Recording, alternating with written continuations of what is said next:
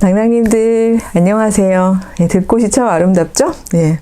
향기도 너무 좋아요. 향기까지 전달해 드릴 수 있으면 너무 좋겠는데 저희 친정어머니가 되게 낭만적이셔가지고 제가 월요일날 저녁에는 대학원 수업이 너무 늦게 끝나서 이제 여기 친정집에 내려가서 자는데 화요일날 등교하는데 정원에 핀 들꽃을 하나를 주시더라고요. 일주일 갔어요. 애들이 나름 엄마 표현에 따르면 그 자신들의 존재감을 이렇게 뿜뿜. 그래서 여기 있는 이 보라색하고 맞춰봤는데 여기 있잖아요, 보라. 그래서 나름 신경을 썼다고 우리 낭낭님들한테 어필을 한번 해보고요.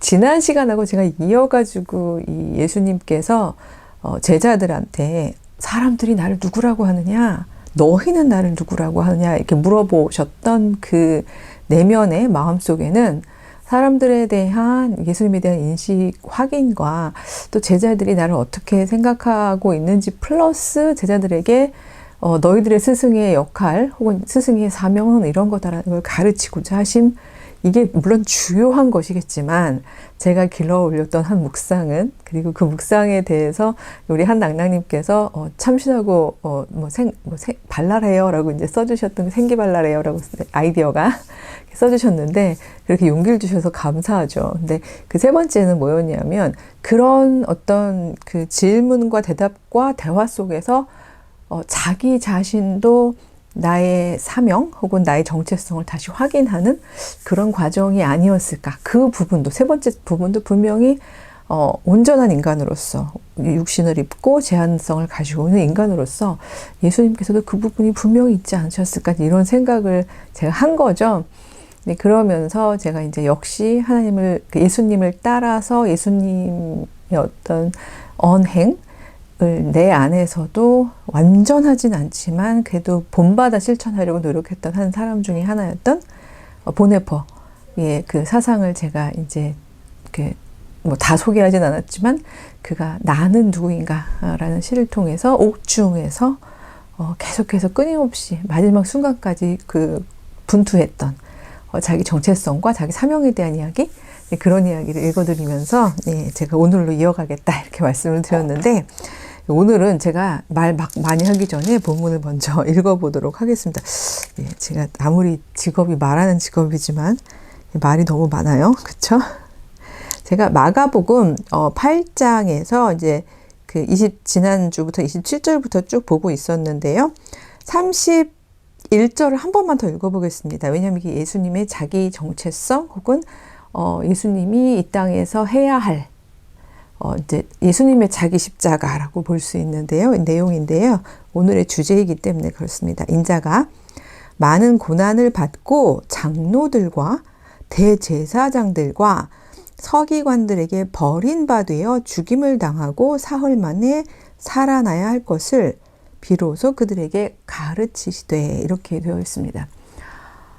사실 스승으로서 가르쳐야 하는 내용들은 희망적이고 뭔가 이렇게 확실하고 뭔가 영광이 있고, 그리고 그쵸? 아주 밝은 미래가 보이는 그런 것들만 가르치고 싶은 게 이제 스승의 마음일 텐데, 예수님께서 이거를 이 제자들이 충분히 이해할 수 있을까?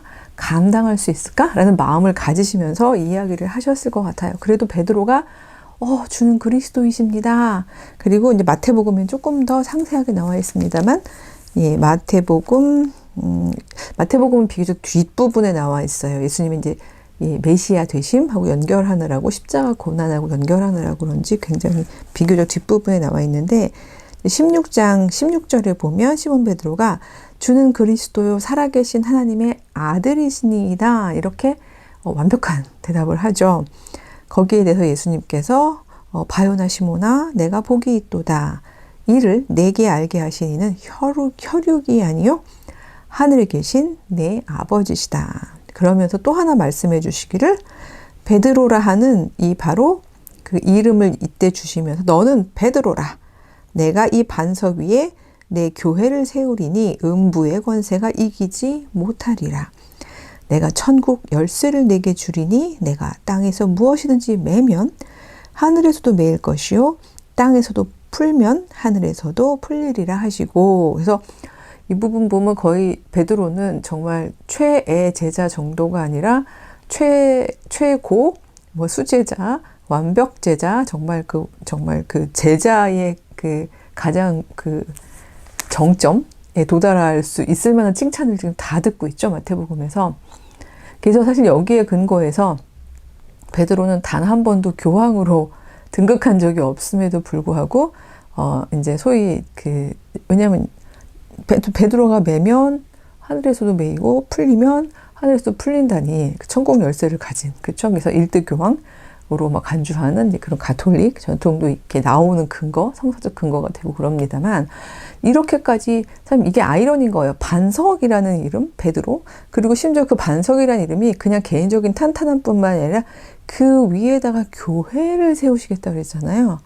그럼 이거는 나의 어떤 견고함, 탄탄함만의 문제가 아니라 내가 흔들리면 교회도 흔들리는 거예요. 그렇죠? 이건 굉장히 엄중한 책임감이면서, 이게 만약 나의 정체성이라면, 지난 시간하고 연결해서요. 그렇다면 이건 너무나 무서운, 그러니까 제가 무섭다는 거는 우리 낭나님들은 감정이 전달될 거라고 생각합니다만, 책임감이 너무 크잖아요. 이게 흔들려서 나만 흔들리는 것도 아니고, 그렇죠? 우리 가족만 흔들리는 게 아니라 내가 흔들리면 교회가 흔들려요. 그렇죠? 그리고 내가 매면 심지어 하늘에서도 매버리시고, 그렇죠? 내가 풀면 하늘에서도 풀리는 바로 이런 권세를 하나님께서, 물론 베드로에게만 주셨다고 안 되어 있어요. 이 부분도 조금 더 가보면 베드로만 받은 것일까? 이거에 대한 묵상도 충분히 풀어갈 수 있다고 생각합니다만, 적어도 이 베드로는 정말 완벽하게 사람이고, 그렇죠? 예수님이 그리스도이시면서 살아계신 하나님의 아들이라는 것을 깨달아 알고 있는, 그래서 예수님의 언행이 무엇을 의미하는지를 이해한 듯한, 여기까지는요, 이해한 듯한 제자잖아요. 바로 너의 그 말과 행동 위에 내가 내 교회를 세우겠다. 사실은 이제 그런 말씀이라고 본다면, 이 부분은 꼭 베드로만이 받은 약속 내지는 복은 아니라는 생각은 저는 합니다. 근데 어쨌든 그게 베드로만 받았던 베드로의 입장에서는 그건 굉장히 어마어마한 반석, 진짜 그 어마어마한 그 자기 정체성인 거죠. 근데 다 아시겠지만 곧바로 흔들리죠. 곧바로 흔들린 내용이 사실 이제 마태복음 훨씬 더 상세하고 자세하게 나와 있긴 합니다만, 제가 이제 마가복음을 주로 읽다 보니까 마가복음 8장에 보면은 32절에 이 말씀을 하시자마자 베드로가 예수를 붙들고 항변하매, 이렇게 되어 있어요. 절대 그런 일이 있을 수 없습니다. 이런 얘기겠죠? 너무 짧아서 마태복음 한번 볼까요? 예, 마태복음은 하긴 칭찬을 듣고 나니까 베드로가 조금 업 됐을 수도 있겠습니다. 그랬더니 베드로가 뭐라고 하냐면요. 주여 그리 마옵소서, 이 일이 결코 주께 미치지 아니하리이다. 이 일이 결코 주께 미치지 아니하리이다. 그러니까 여기 나오는 그 목록들이요. 그 예수님을 핍박할 사람들, 예루살렘에 있는 장로들, 대제사장, 서기관, 이런 사람들이잖아요. 그 사람들이 예수님을 잡아서 고난할 수 없도록 그러니까 결코 안 미치게 한다는 얘기는 우리가 막겠습니다. 우리가 같이 싸우겠습니다. 그러니까 자기 의지를 이제 표명하는 거죠. 저는 기꺼이 그걸 하겠습니다. 이런 얘기죠. 이제 그때 예수님, 아이고 제대로 못 알아들었구나, 이렇게 생각하셨을 것 같아요. 사탄아, 내 뒤로 물러가라. 너는 나를 넘어지게 하는 자로다. 그러니까 사실 저는 이 부분에서도, 그러니까 너가 나를 넘어지게 하는구나. 지금 내가 기껏 너희들한테 물어가면서 나도 이미 알고 있긴 하지만 다시 한번 탄탄하게 나의 정체성을 지금 다지고 있는데, 네가 나를 넘어지게 하는구나. 그쵸? 왜냐면 진짜 그래 볼까? 이렇게 생각하셨다는 게 아니라, 그럴 수 있는, 넘어지게 할 수 있는 말을 네가 했구나. 내가 하나님의 일을 생각하지 않고 도리어 사람의 일을 생각하는구나. 이런 얘기가 이제 마태복음에는 조금 더 상세하게 나와 있잖아요. 예수님도 결국 그 얘기 하신 거예요. 그러면서 꾸짖어서 똑같은 이야기 하시면서 하나님의 일을 생각해라. 사람의 일을 네가 정말 스승 제자 간의 어떤 이런 정으로 하나님이 뜻하고 계시는 큰 일을 망치지 말라라고 얘기를 하시면서 연달아 뭐라고 그러시냐면요. 이 부분은 오늘의 묵상 포인트인 건데요. 누구든지 34절입니다. 나를 따라오려거든 자기를 부인하고 자기 십자가를 지고 나를 따르라고 되어 있습니다. 뭐 너무 유명한 구절이라서 많은 분들이 그 구절은 너무 알아요. 뭐 묵상할 것도 없죠. 나의 이기심이나 나의 개인적인 욕망을 부인하고 정말 내 안에서 정말 나에게도 십자가가 있잖아요. 내 인생의 십자가를 지고 열심히 묵묵하게 견디고 인내하라는 뜻 아닌가요? 이렇게들 많이들 얘기하세요. 앞부분은 맞습니다. 어쩌면 글쎄 맞습니다도 다 맞지 않습니다. 이렇게 얘기해야 될까요? 뒷부분도 맞습니다. 근데 역시 다 맞지 않습니다. 인문신학적으로 제가 묵상하기엔 그렇습니다. 즉 다시 말해서 자기를 부인한다는 것은 나의 정체성이나 나의 모든 걸 다 부인한다라고 많이들, 그래서 나는 죽습니다. 나는 없습니다. 뭐 사도 바울도 그 얘기했습니다. 계속해서 나는 날마다 죽어야 됩니다.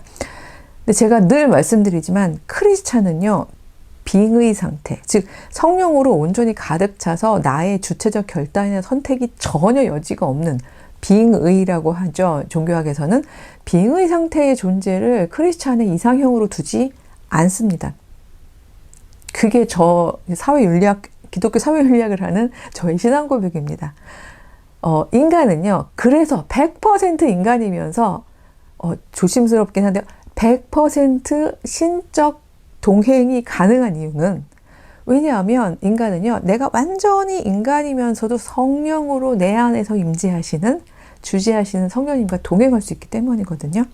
저는 이게 교리적으로는 100%의 인간이며 100%의 신인이라는 신일 수 있는 가능성을 열어주신 바로 예수 그리스도, 예수가 그리스도라는 바로 이 부분에 대한 아주 놀라운 저는 인간론이라고 생각해요. 자, 이쯤 얘기하고 나면 아마 우리 낭나님들 구독 취소, 예수님만 그리스도인 게 아니라 모든 인간이 그리스도라고 얘기했음, 백소용 교수 이단설 이러면서 굉장히 놀라실 것 같습니다만 되게 미묘한 차이가 있습니다. 왜냐하면 상징은 제가 그런 얘기를, 그리스도론, 제가 사실은 기억나실 거예요. 릴리오라는 이야기를 할 때 거룩한 이야기는 분명한 사실소가 있는데 그 사실소를 기반을 하여서 만들어진 성스러운 이야기라고 말씀을 드렸잖아요. 그러니까 예수님이 그리스도로 사신 것, 완전한 인간이지만 정말 이 생애를 통해서 넘어지게 하지 말라고 제자들한테 얘기하셨던 부분은 있지만 넘어지신 적은 없거든요.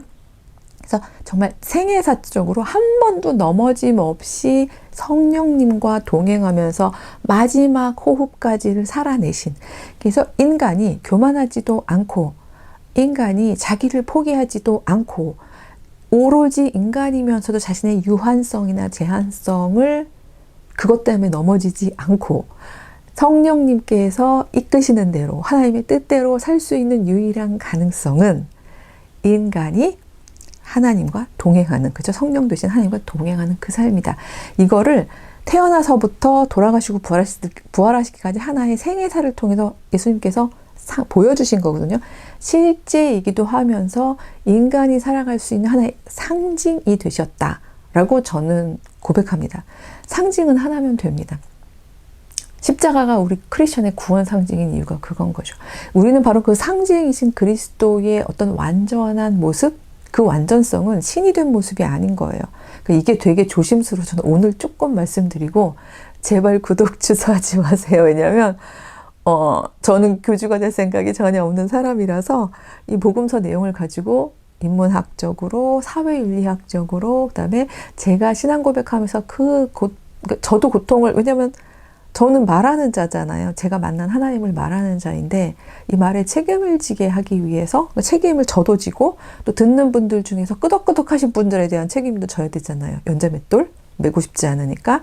그 과정 중에서, 배움의 과정 중에서 정말 노력하고 기도하고 대굴대굴하고 하면서 이 통과했던 저의 답, 지금 전 늘 얘기하지만 지금의 답이기 때문에 이 이야기를 정말 조심스럽지만 진지하고 책임감 있게 해 나가려고 하거든요. 그래서 이걸 한 세션에 할 수 있는, 그러니까 이 한 화에 할 수 있는 내용은 아니에요. 그래서 분명히 예수님께서는 완벽한 인간이면서 완벽하게 성령과 동행하심으로 그리스도의 삶을 살아내시고 죽으시고 부활하신 분이거든요. 바로 이 유일한 상징이 되는 삶, 유일한 상태, 유일한은 분명히 붙였어요. 유일한 상징이 되는 바로 이 삶. 그래서 상징이 됨으로써 사람들이 바라보면서 유한한 인간도 우리는 저렇게 살아갈 수 있구나. 저 삶에 가까이 갈 수 있구나. 근접해 가는 삶을 살아야 되는구나. 이런 어떤 하나의 상징이 되시는 바로 그 삶이 예수님의 정체성이면서 십자가인 거죠. 예. 이렇게 본다면 예수님이 부인해야 되는 자기는 뭘까? 예수님이 신이신데 예수님은 자기를 부인하시면 안 되죠? 라고 생각하실지 모르겠지만 여기서 야 베드로야 나 넘어지게 하지 마 라고 얘기하셨던 바로 그 예수님이요. 왜냐면 한 인간으로서 예수님도 살고 싶으신 마음은 당연히 계시겠죠. 이걸 부인하면 오히려 저희야말로 가현설로 가는 거예요. 가현설 아시죠? 가짜로 그냥 인간의 모습으로 오시긴 했지만 완벽하게 인간처럼 같이 막 고통받고 배고프고 막 우시고 속상하시고 불안하시고 이런 분은 아니었을 거야. 이렇게 생각하는 게 이제 초대교회에 있었던 하나의 이단 사상이었던 가현설이잖아요. 그럼 그건 가현설로 가는 거죠. 예수님께서는 철저히 저는 그래서 불안하시고 갈등하시고 알고 있음에도 다시 자꾸 재차 확신하셔야 하셨던 게 아닌가라는 게 저의 이제 묵상이었기 때문에 그 가까운 지인들인 제자들과의 만남과 공동체 속에서 그 이야기를 다시 한번 확인하셨다라고 얘기를 한 거잖아요. 근데 하자마자 베드로가 어머 안 돼요라고 저희가 막을 거예요라고 얘기를 해버린 거잖아요. 그래서 그런 점에서 예수님께서 나 넘어지게 하지 마. 사탄아 뒤로 물러가. 사탄이란 뭐예요? 나를 유혹하는 자잖아요. 그러면서 예수님께서 너 누구든지 너희들 나를 따라오려면 자기를 부인하고 자기 십자가를 져야 돼. 여기서 이야기는 예수님도 그렇게 하시고 계시다는 이야기로 저는 읽습니다. 예수님도 그냥 나 인간 예수로 살아가면서 내 삶을 보존하고 혹은 하나님이 주신 이 어마어마한 언행 기적까지 포함해서요. 이걸 통해서 나의 어떤 부귀영화나 안정감을 누리고 존경을 받고 하는 이런 개인적인 욕망을 가지고 싶은 나를 부인하고 완전히 그걸 버리고 하나님께서 기뻐하시는 하나님의 일을 하기 위해서 나에게 주신 십자가, 이 경우는 진짜 리터럴리 문자적으로 십자가죠. 이 십자가를 져야 하는구나 라는 바로 그 이야기를 재차 확인하시면서 너희들도 내 제자가 되려면 그렇게 살아야 돼 라고 이야기하셨다라고 이게 저는 읽는 거죠. 사실 이건 예수님으로서는 너무나 수치스러운 게요. 십자가 자체가 정말 끔찍한 처형법이고 수치스러운 처형법인 것도 있지만 그러나 문제는요. 바로 누가 나를 넘기냐 하면요. 여기 나와 있습니다만 그 넘기는 사람들이에요. 장로들, 대제사장들, 서기관들, 즉 어느 누구보다도 하나님의 법, 율법 정신을 제대로 알고 있는 예수님이고 그걸 가르치신 건데 그 대가가 이런 율법 전문가라고 생각하는 사람들에 의해서 전통을 지키는 사람들에 의해서 배신을 당하는 거잖아요. 이거야말로 이런 수치가 어디 있어요. 그렇죠? 만약에 글쎄요. 비교할 수 있을지 모르겠지만 만약에 저에게 가장 큰 수치는 뭘까요? 얘를 저보고 뚱뚱해요. 못생겼어요. 그럼 그렇게 큰 수치는 아니에요. 왜냐하면 제가 미스 코리아도 아니고 그쵸? 연예인도 아니고 그럴 수도 있죠. 미의 기준은 당신 마음대로 있어요? 이렇게 할 수 있겠지만 저보고 만약에 누군가가 당신은 전문적이지 않아요. 당신이 하는 얘기는 전혀 아카데믹, 학술적이지도 않아요. 심지어 당신이 하는 얘기는 기독교적인 사상에 위배되는 거라고 저희는 생각해요. 누군가가 막 이렇게 생각한다면 저는 그 부분에 대해서 너무 수치스러울 것 같아요. 이 부끄러움은 왜냐하면 내가 정말 내 온 힘과 내 전문성과 그쵸? 나의 모든 에너지를 다 써가지고 진심으로 전하고 한 건데 이거에 대해서 누군가 그렇게 막 말도 안 된다고 생각하고 그 정도가 아니라 심지어 저를 막 이렇게 종교법정에 데리고 가고 가가지고 거기서 언행으로만 모욕을 주는 게 아니라 진짜 채찍질 십자가 이 정도의 십자가는 저는 글쎄 자신 없습니다. 어쨌든 이런 일들로 벌어진다면 그 원인이 내가 가장 자랑스러워하는 왜냐면 그러니까 자랑이라는 교만의 자랑이 아니라 이게 나의 일이에요. 이게 내가 하나님을 영광 돌릴 수 있는 나의 재능이에요. 나의 보물이에요. 하나님 이걸 열심히 갈고 닦아서 하나님께 드릴게요 했던 선물인데 이걸 사람들이 그렇게 비아냥거리면 얼마나 그게 부끄럽겠어요. 그렇죠? 그러니까 자꾸 그런 삶을 살아가게 되는 그런 세대가 앞으로 올 거다. 나도 당하고 있다. 이 말씀으로 저는 이해했거든요. 그 38절이 나오는 거죠. 이 음란하고 죄 많은 세대, 지금 이 세대가 그렇다. 그게 보물인지 모르는 세대다. 하나님의 말씀을 제대로 정말 반짝반짝 갈고 닦아서 전달하는 사람들을 오히려 불편하고 무식하고 말도 안 된다고 생각하고, 특히 이 사람들 서기관 종교 지도자들이 제일 잘 말했던 거 있잖아요. 하나님을 모독하는, 신성모독을 하는 자, 뭐 이렇게 표현했었잖아요. 바로 이렇게 얘기할 때 만약에 나와 내 말을 부끄러워하면, 왜냐면 여기서의 나는 예수님은 이미 온전히 하나님 안에 흔들림 없는, 그쵸? 성령 안에 가득한 예수 그리스도로서의 나를 의미하시는 건데, 이 나와 내 말을 부끄러워하면 인자도 아버지의 영광으로 거룩한 천사들과 함께 올 때에 그 사람을 부끄러워하리라.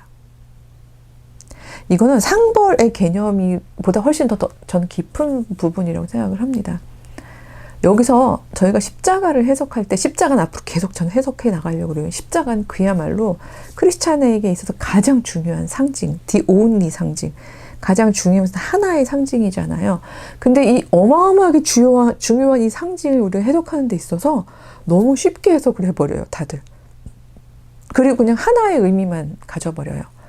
근데 그 하나의 의미는 구원 상징이죠. 근데 놀랍게도 신기하게 구원 상징인데, 그 구원 상징이 이제 구원의 상징이기도 하고 지금 현재 당하고 있는 고통의 상징이기도 한데, 이 두 가지를 연결할 때 되게 저는 좀 많은 경우에 좀 사회윤리학적으로 볼 때 정의롭지 못하게 적용이 되는 경우들을 진짜 많이 보거든요. 예를 들어서 부정의한 상황 때문에 당하는 고통을 네 십자가니까 견뎌라. 그래야 너는 구원에 이른다. 이런 방식의 이 십자가를 통해서 나타나는 두 키워드, 고통과 구원이라는 이 부분을 너무 어떤 인간, 특히 대제사장, 종교 지도자들, 뭐 서기관들, 장로들, 이런 사람들의 입에서 나오는 그런 이 세상의 권위자들이 약자들을 향해서 그건 네 십자가야, 고통이야, 견디고 지켜, 그래야지 그리스도를 따르는 삶이지, 이런 방식으로 되는 일들을 전 너무나 많이 겪습니다. 많이 보고요. 예, 심지어 저도 뭐 몇 번 겪은 적도 있고요. 그래서 저는 이거야말로 정말 십자가를 너무 잘못한 해석이라고 생각해서, 이거 어떡하죠? 제가 다음 시간까지 해야 될 것 같은데요. 시계를 보니까 이 자기를 부인하고 자기 십자가를 진다는 것, 이게 과연 어떤 의미인가 하는 거를 저 한 번 더 해도 되죠? 예, 한 번 더. 이번에는 좀 이제 오늘 본문을 충분하게 읽었으니까 이 어떤 우리 삶 속에서 실제 사건들, 사례들을 통해서 한번 살펴보도록 하겠습니다. 일주일 잘 지내시고요. 다음 주에 뵐게요. 안녕. 다시 한번 보라꽃.